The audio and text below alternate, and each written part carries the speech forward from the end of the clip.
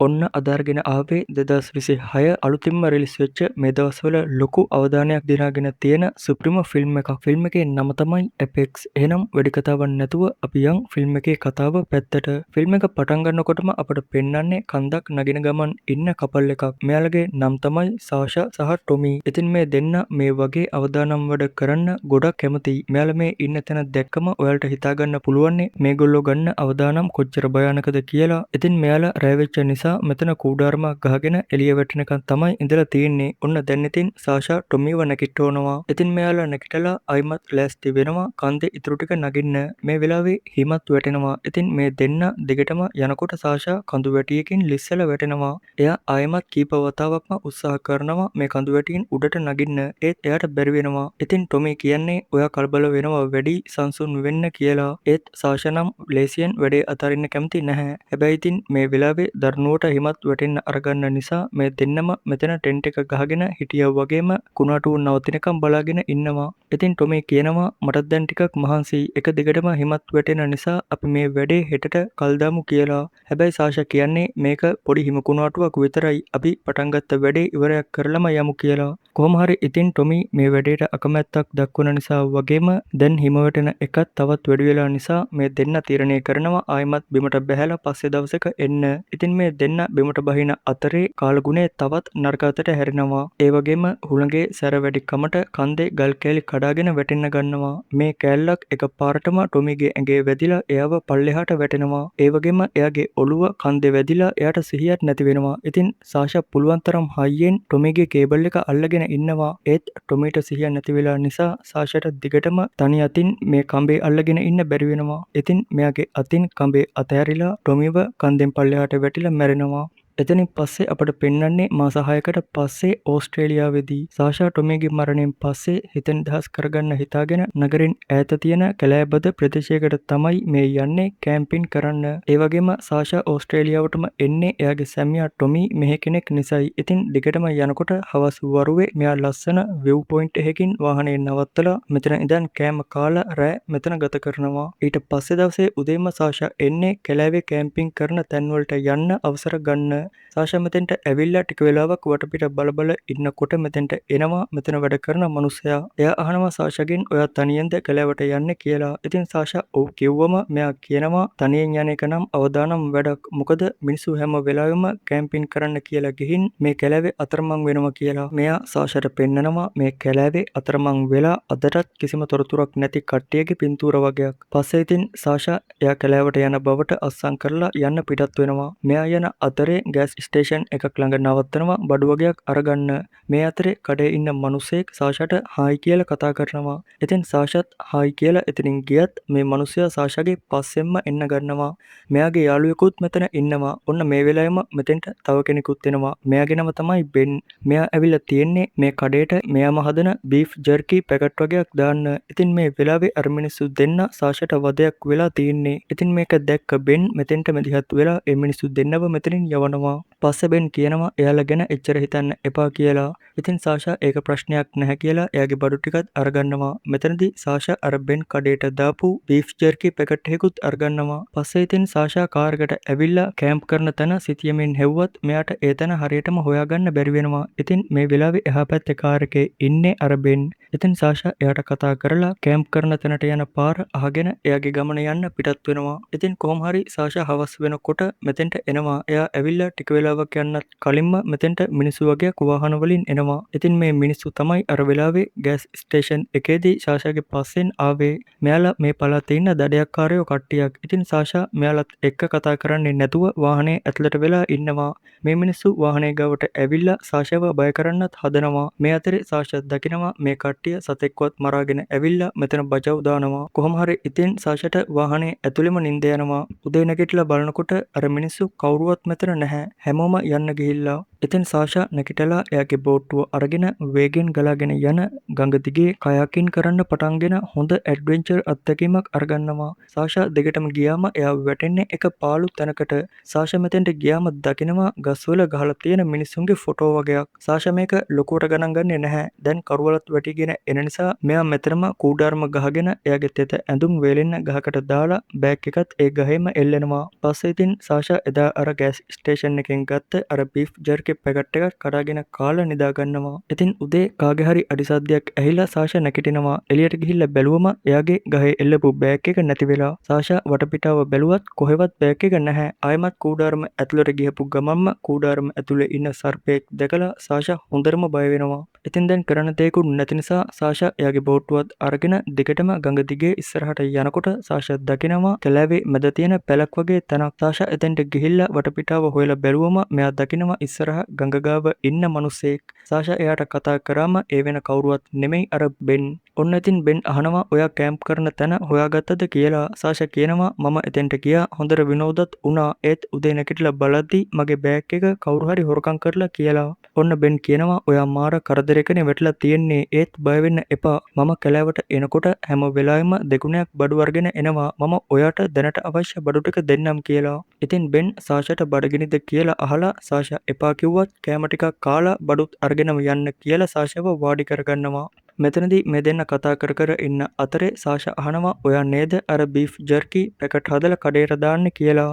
ඉතින් බෙන් කියනවා ඔව් මම තනියමයි ඒවා හදන්නේ. ඒක ලේසි වැඩක් නෙමෙයි. හරක් මස් අරගෙන වේලලා ලුණු දාලා ලොකු වැඩ ටිකක් තියෙනවා කියලා. ඉතින් සාෂා කියනවා මම ඒ පැකට් එකක් කෑවා. ඒක ගොඩක් රහයි කියලා. ඉතින් ඒ වගේම මෙයා මේ පැකට් වලට නම දාලා තියෙන්නේ ජෝනෝස් කියලා. ඉතින් සාෂා ඇහුවම ඇයි ඒ වගේ අමුතු නමක් දැම්මේ කියලා බෙන් කියන්නේ ඒක මගේ අම්මගේ නම කියලා.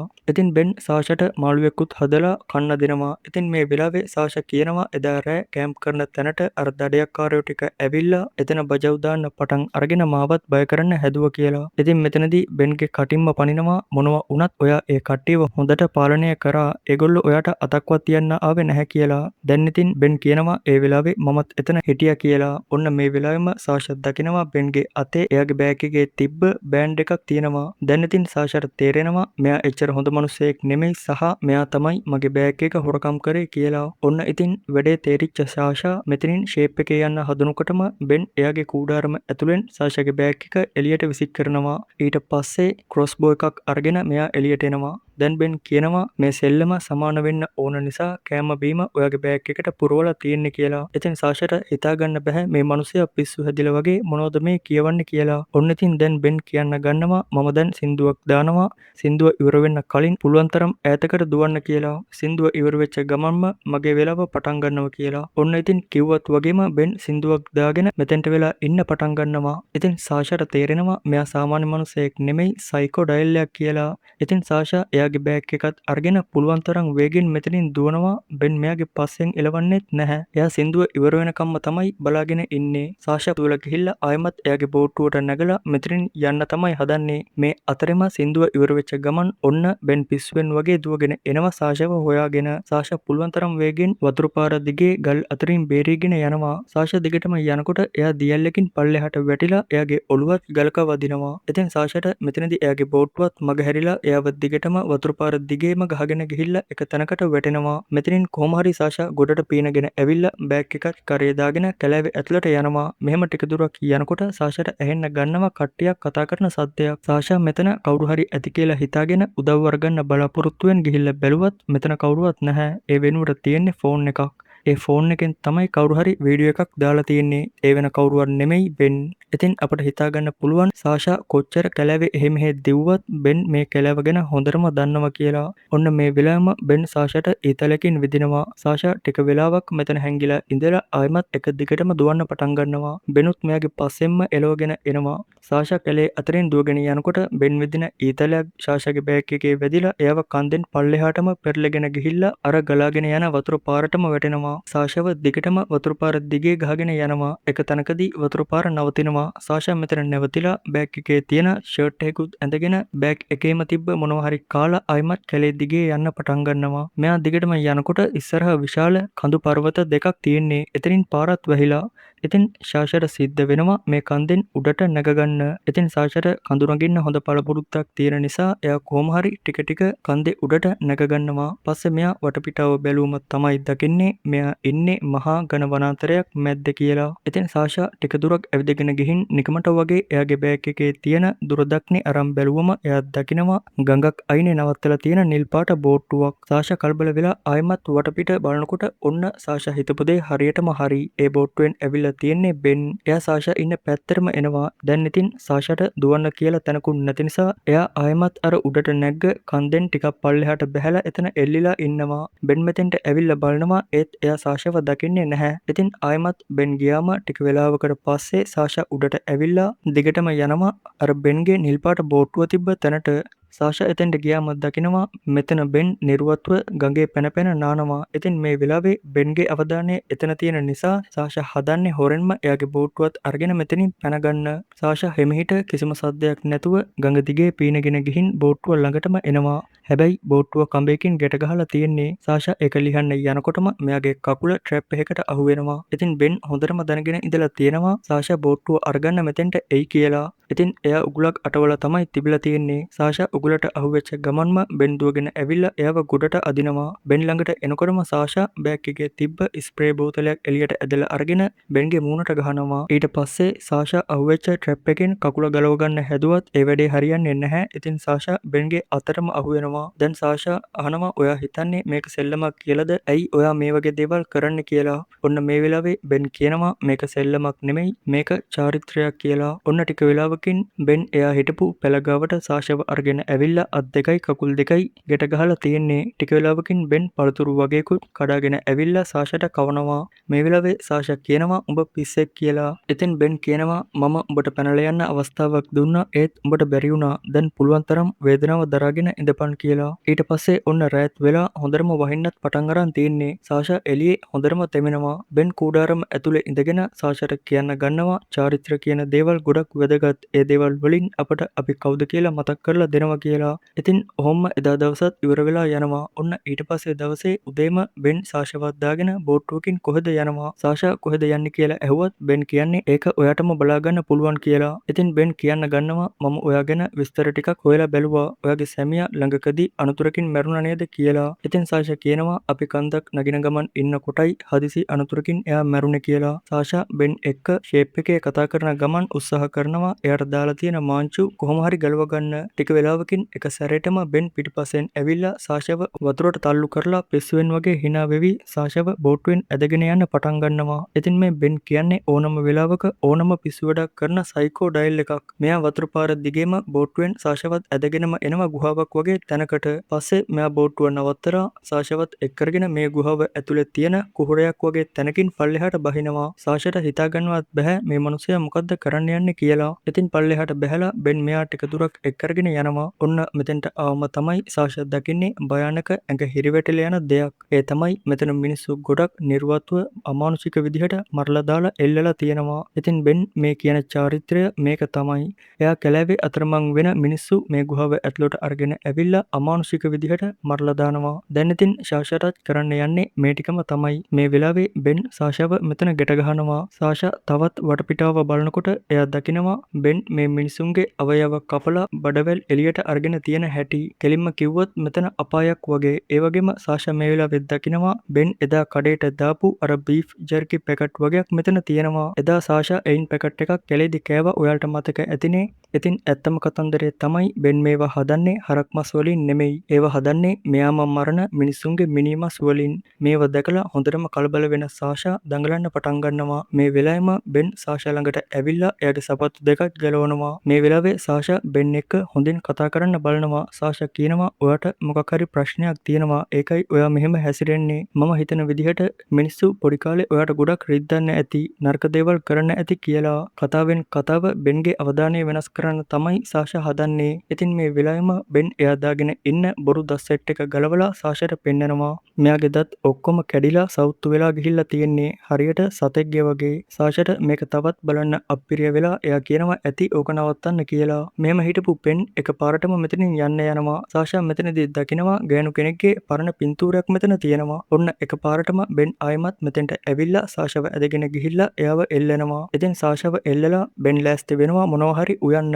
මේ අතරේ සාෂා ආයෙමත් ෂේප් එකේ බෙන්ගෙන් අහනවා මේසේ උඩ තියෙන පින්තූරේ ඉන්නේ ඔයාගේ අම්මා නේද? එයත් ඔයා වගේමයි කියලා. ඉතින් බෙන් සාෂා ගාවට ඇවිල්ලා එයාට අම්මා කියලා දීපු කවියක් කියා සාෂාට ටික ටික ලන් වෙනවා. සාෂාත් බොරුවට hina වෙන්න උත්සාහ කරනවා. ඒ වගේම බෙන් කියනවා මගේ අම්මා ගොඩක් විශේෂ කෙනෙක්. මොකද එයා තමයි පළවෙනි කෙනා කියලා. ඉතින් මෙතනදී බෙන් අදහස් කරන්නේ එයා ඉස්සෙල්ලම මැරුවේ එයාගේ අම්මා කියන එකයි. එතනින් පස්සේ තමයි මේ මනෝ විකෘතික බෙන් දිගටම මිනී මරන්න පටන් අරගෙන තියෙන්නේ. ඉතින් බෙන්ට මේ දේවල් කරන්න කිසිම හේතුවක් අවශ්‍ය වෙන්නේ නැහැ. එයාගේ විනෝදය මේක තමයි. ඉතින් බෙන් ඔයත් මගේ අම්මා වගේමයි කියලා සාෂාව බදා ගන්නවා. ඔන්න මේ වෙලාවෙම සාෂා උඹ තනිකර ලෙඩෙක් කියලා බෙන්ගේ කනෙන් ලේ පනින්නම හපනවා. ඉතින් මෙතන තිබ්බ ලණුව බොරුල් වෙලා එයාව බිමට වැටෙනවා. සාෂාගේ අත් දෙක තාම ගැට ගහලා තිබ්බත් එයා ලණුවත් ඇදගෙනම ගිහින් ගුහාව ඇතුලෙන් ගලාගෙන යන වතුර පාරට පනිනවා. බෙනුත් දුවගෙන ඇවිල්ලා වතුර පාරටම පනිනවා. දැන් දෙන්නම වතුර ගහගෙන යන අතරේ බෙන් කොහොම හරි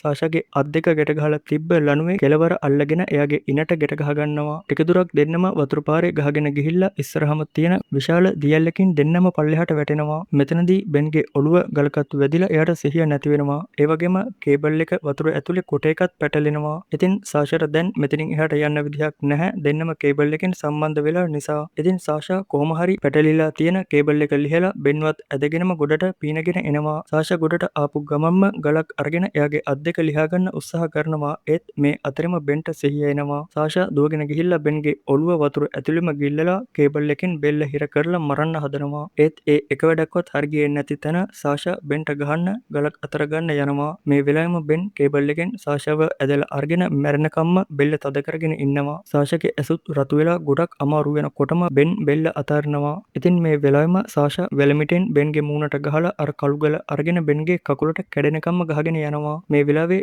බෙන් ගහන පාරක් සාෂාගේ නහයට වදිනවා. කොහොම හරි දෙන්නම දැන් දෙපැත්තකට යනවා. සාෂා ගහපු පාරට බෙන්ගේ කකුල සම්පූර්ණයෙන්ම කැඩලා ගිහිල්ලා ඒ වගේම බෙන් ගහපු පාරටත් සාෂාගේ නහය හොඳටම තුවාල වෙලා ලේ එනවා. ඉතින් මේ දෙන්න රෑ වෙනකම්ම මෙතෙන්ට වෙලා ඉන්නවා. බෙන්ගේ කකුල කැඩිලා නිසා එයාට මුකුත්ම කරගන්න විදිහක් නැහැ. සාෂාත් එයාගේ සැමියා ටොමි මැරිච්ච දවස ගැන හිත මෙතන දුක් වෙනවා. පස්සේ ඉතින් උදෙත් වෙනවා. මේ දෙන්න මෙතන හිර වෙලා නිසා සාෂා බෙන්ගෙන් අහනවා කැලේ ඇතුලෙන් මිනිස්සු ඉන්න තැනකට යන්න කොච්චර වෙලාවක් යනවද කියලා. බෙන් කියන්නේ දවස් 12ක්වත් පයින් යන්න වෙයි කියලා. ඉතින් සාෂා කියනවා එහෙනම් මෙතනින් යන්න තියෙන්නේ එක ක්‍රමයයි. ඒ තමයි අපි දෙන්නටම සිද්ධ වෙනවා එකතු වෙලා මේ කන්ද උඩටම නගින්න කියලා. මොකද කන්දෙන් උඩ ටිකක් ඈතින් වාහන යන පාරක් තියෙනවා. සාෂා කියනවා මට කඳු නගින්න හොඳ අත්දැකීමක් තියෙනවා. මම ඔයාවත් කඹ වලින් කන්ද උඩට අරගෙන ගිහිල්ලා බේරගන්නම්. හැබැයි ඒකට ඔයා මාව නිදහස් කරන්න ඕනේ කියලා. ඉතින් බෙන් මේ වැඩේට කැමති වෙන්නේ නැහැ. එයා කියන්නේ මම උඹව ලිහලා නිකම්ම මෙතනින් පැන ගන්න දෙන්න තරම් මෝඩයෙක් නෙමෙයි කියලා. ආයිමත් සාෂා කියනවා ඔයාට වැඩි දවසක් ඔය තුවාලෙක් එක්ක ඉන්න බෑ.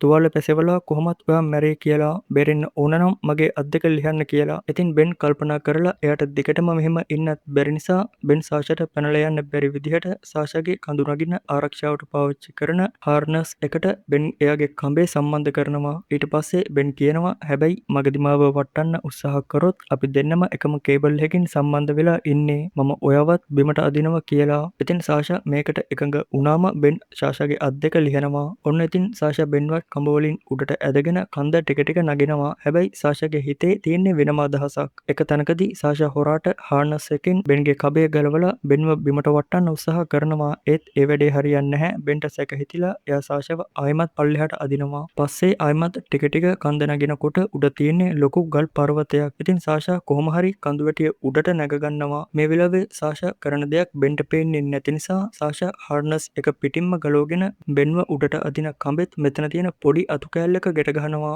ඊට පස්සේ බෙන්ට උඩට එන්න කියනවා. බෙන් ආවා වගේම ටිකක් උඩට එනකොට එයා දකිනවා එයා නගින කඹේ ගැට ගහලා තියෙන්නේ මෙතන තියෙන පොඩි අතු කෑල්ලක කියලා. ඒ වගේම සාෂා එයව සම්බන්ධ කරලා තිබ්බ හාර්නස් එකක් ගලවලා කියලාත් බෙන් දකිනවා. මේ වෙලාවෙම බෙන් සාෂාව බිමට අදිනවා. සාෂා හාර්නස් එක ගලව ගත්තත් එයාගේ කකුලේ තාමත් ඒක පැටලිලා. ඉතින් බෙන් මෙයව දිගටම අදිනවා. සාෂා කොහොම හරි අතු කෑල්ලේ එල්ලෙනවා. ඉතින් බෙන් දිගටම අදින නිසා සාෂාගේ කකුලේ පැටලිච්ච හාර්නස් එක ගැලවිලා බිමට වැටෙනවා. ඉතින් සාෂා කොහොම හරි උඩට ආයිමත් නැගගෙන අත්තේ ගැට ගහපු කඹේ ලිහලා බෙන්ව බිමට වට්ටලා දානවා. බෙන් මෙතනින් පල්ලෙහා තියෙන කඳු වැටියකට වැටිලා එතනම මැරලා යනවා. දැන් ඉතින් මේ දාම ඝාතකයාගෙන් සාෂා බේරුණත් දැන් තමයි ලොකුම අභියෝගයට මුහුණ දෙන්න සිද්ධ වෙන්නේ. මොකද දැන් සාෂාගේ ආරක්ෂාවට හාර්නස් එකක්වත් කිසිම කඹයක්වත් නැහැ. එයාට කොහොම හරි මේ කන්ද උඩටම නැග ගන්න සිද්ධ වෙනවා. කිසිම ආරක්ෂාවක් නැතුව එකපාරක් හරි ලිස්සලා ගියොත් ඉවරයි. ඉතින් සාෂා කොහොම හරි ටික බොහොම පරිස්සමින් මේ කන්දේ කැඩිච්ච තැන්වලට අඩිය තියතියන් නගිනවා. එක තැනකදී සාෂා වැටෙන්න ගියත් ආයෙමත් කොහොම හරි කන්දේ එල්ලිලා බේරෙනවා. ඉතින් සාෂාගේ පළපුරුද්දයි හිතේ තියෙන ධෛර්යයයි නිසා මෙයා කොහොම හරි කන්දේ උඩටම නැගගෙන ජීවිතේ බේර ගන්නවා. දැන් ඉතින් රැත් වෙන ගමන් තමයි තියෙන්නේ. සාෂා මෙතන ටික වෙලාවක් මහන්සිය ඇරලා ආයෙමත් කැලේ ඇතුලෙන් දිගටම යනකොට මෙයාට හම්බ වෙනවා කැලේ මැදින් යන පාරක්. ඒ වගේම මේ වෙලාවෙම මේ පාරෙන් කාර් එකක් එනවා. ඉතින් මේ කට්ටිය සාෂාවක් එයාගේ කාර් එක නවත්තලා තිබ්බ තැනට ගිහින් දානවා. ඉතින් එදා රයින් පස්සේ සාෂා උදේ පාන්දරම කැලෑවට යන්න අස්සම් කරපු තැනට ගිහිල්ලා මෙතන ඉන්න මිනිස්සුන්ට කියනවා මේ පින්තූරවල ඉන්න අතුරුදහන් වෙච්ච මිනිසුන්ට වෙච්ච දේ මම හොයාගත්තා කියලා. ඉතින් සාෂා බෙන් ගැනයි එයා ගුහාවේ ඇතුලේ මරපු මිනිස්සු ගැනයි හැමදේම හෙලි කරනවා. ඉතින් පොලිසිය මෙතෙන්ට ඇවිල්ලා ගුහාවට ගිහිල්ලා මෙතනින් මල සිරුරු 20කට වඩා හොයාගන්නවා. ඒ වගේම නිවුස් වලට කියන්න ගන්නවා මේ ප්‍රදේශයේ සිද්ධ වුණු අබිරහස් අතුරුදහන් වීම මාලාව පිටිපස්සේ ඉඳලා තියෙන්නේ වනසතුන් කියලා හැමෝම හිතුවත් ඒ හැම මිනීමරුමක්ම කරලා තියෙන්නේ එක මිනිසෙක් කියලා. ඉතින් සාෂා මේ ඔක්කොම ඉවරයක් කරලා ආයමත් මෙහෙන් යන ගමන් ඉන්නේ. එයා යන අතරේ ලස්සන වෙරළක් ගාව නවත්තලා එයාගේ සැමියා ටොමීගේ මාලිමාවත් මුහුදට විසි කරනවා. ඊට පස්සේ සාෂා වෙරළ දිහා බලාගෙනම ගොඩක් සතුටින් ඉන්නවා. ඉතින් ওই විදිහට තමයි මේ ෆිල්ම් එකේ කතාව ඉවර වෙන්නේ.